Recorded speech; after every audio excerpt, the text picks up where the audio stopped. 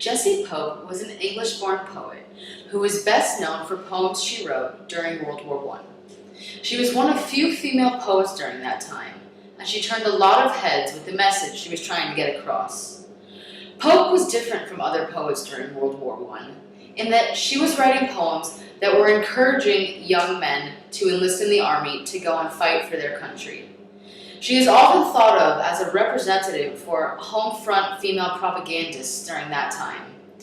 I chose the poem The Call because I think it's important for a poem to represent that not everyone was against the war, and that there were some people during that time that were for the war.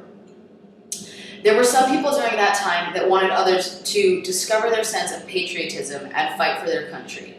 She took a risk in writing a poem that was this controversial at the time, but it was worth it because it has the ability to show us today that there weren't just people against the war, but that there were people that believed in it as well. I also like this poem because it was written by a woman, and I think it's impressive that a poem that was written by a woman during those times has stood the test of time so we can study it today.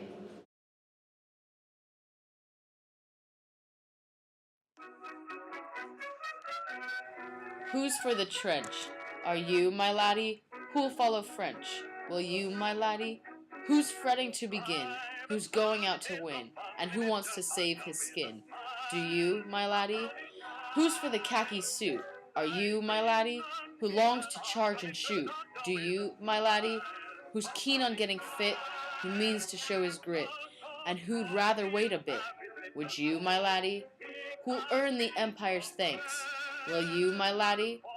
Who'll swell the victor's ranks? Will you, my laddie? When that procession comes, banners and rolling drums, who'll stand and bite his thumbs? Will you, my laddie?